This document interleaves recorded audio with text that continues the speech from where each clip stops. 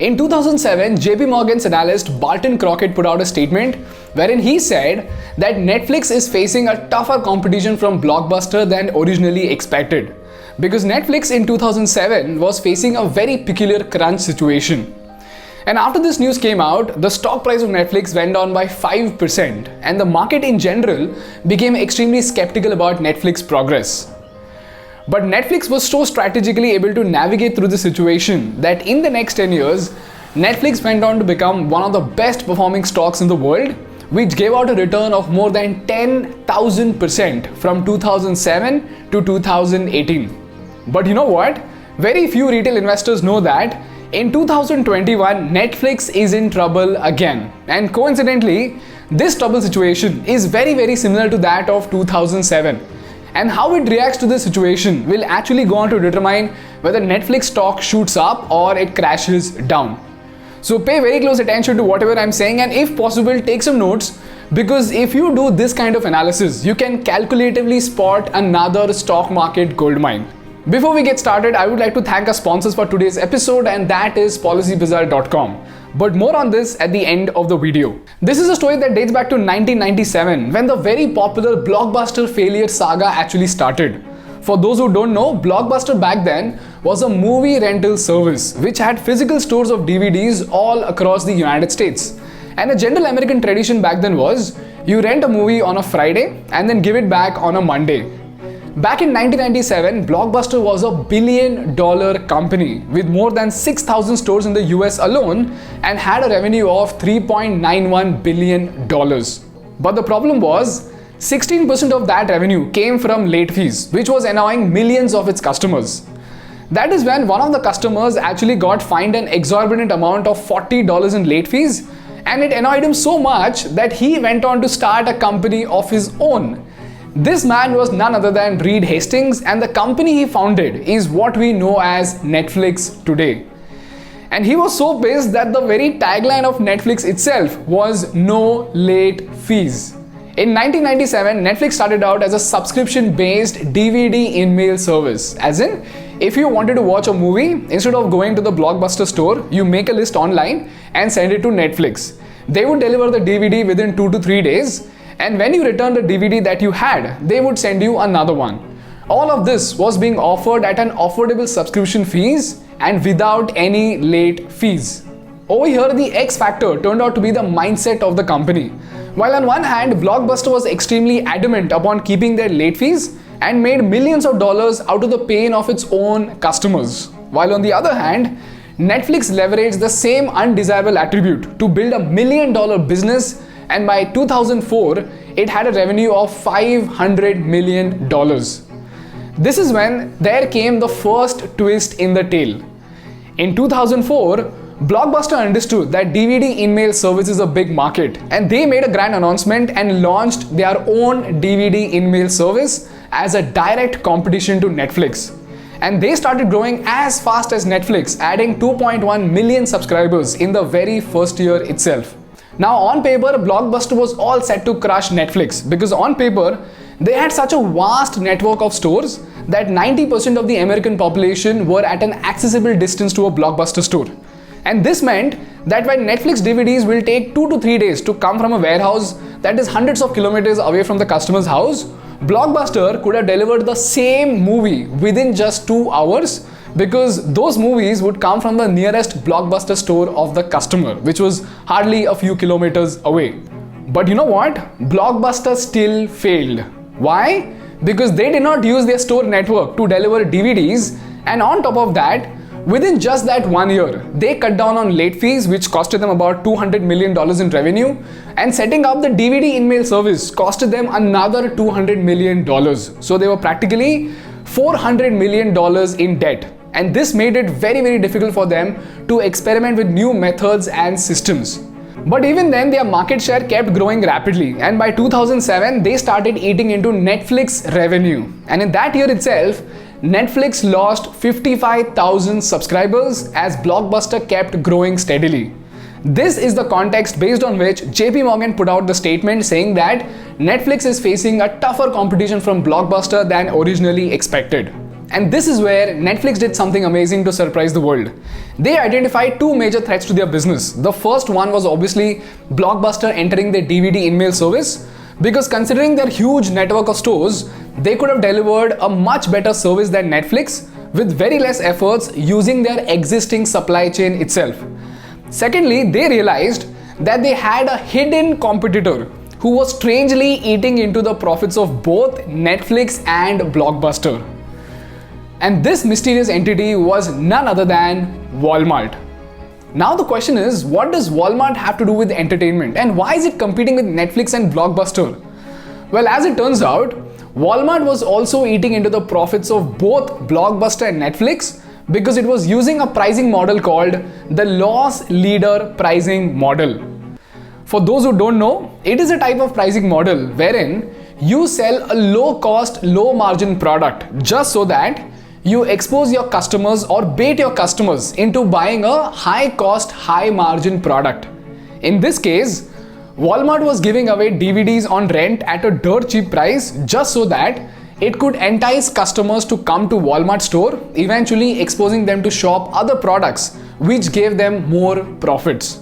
Basically, Walmart did not care about making profits through DVDs, which was the core business of Netflix and Blockbuster. And this is where Netflix ventured into online streaming and pivoted to another segment.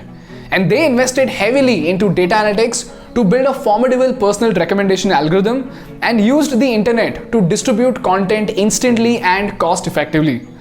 This is how Netflix, the streaming service that we know today, was actually born. Meanwhile, Blockbuster, being too late to the streaming party, actually crippled with debt, eventually filed for bankruptcy, and the rest is history. Netflix became an early adopter of the internet in the entertainment space, and in the next 10 years, Netflix went on to become one of the most successful companies in the world. But, fast forward to 2021, 14 years later, Netflix is again facing the same two threats that it faced in 2007, and it is practically back to square one. These two threats are, number one, just like in 2007, Blockbuster already had a profitable network of stores, and all it needed to do was to go online, and merely by delivering DVDs, it could have beaten Netflix very, very easily. Just like that, in 2021, Disney and HBO already have an extremely profitable network. Disney makes $1 billion through theater releases itself, and before the movies even come to the OTT platform, they have already made the company a ton of money. And HBO does the same through television network. And all they need to do is start pulling out their content licenses from Netflix and Prime and launch them all in their own OTT, which, by the way, is happening very, very quickly. And this is something that Netflix identified way back in 2011 itself. They knew that someday or the other, these companies will start pulling out content from Netflix, and it can't just keep making money merely by reselling movies of other companies. And hence, Netflix ventured into its third orbit and started making its own content, which is what gave us the iconic House of Cards in 2013. And from there onwards, Netflix has invested very heavily to become a production company by itself. And all of this is being done just so that they can keep their subscribers from leaving even when everybody else is pulling out content from their platform. But then, producing content like House of Cards requires a huge budget, and if they have to consistently keep doing it, they need to bring in more and more revenue. But as of now, the only stream of income that Netflix has is the subscription fees. And this is where the second threat comes in. What Walmart did to Netflix in 2007 is what Amazon Prime Video is doing to Netflix in 2021. That is, it is using the loss leader principle to attract customers at such an ultra cheap price that it is almost impossible for Netflix to match its prices. The best example of the same are Mirzapur and Family Man. If you take a step back and analyze both these series, you will realize that for the kind of money that they've invested into producing this content, it is nearly impossible that they make money through the meager Prime Video subscription cost. In fact, most of you must have either watched this series through one of your friends' Prime account, or your friends must have watched these series through your Prime account. Now, Amazon is doing this because Amazon doesn't care about making money from Prime Video as long as you remain a Prime subscriber and you use your friend's Prime account to order from Amazon. Because if you got Prime, you will eventually shop for more expensive products from Amazon, which is the profit that they are looking out for. Therefore, just like Walmart in 2007, Amazon is using the core offering of Netflix as a loss leader, which makes it impossible for Netflix to match its pricing. Meanwhile, since Disney already makes a lot of money through theater releases and TV distribution, even Disney can afford to give away their content for free just so that it can entice its viewers to pay for exclusive series like Loki and WandaVision. Eventually, it can turn its free viewers into paid subscribers.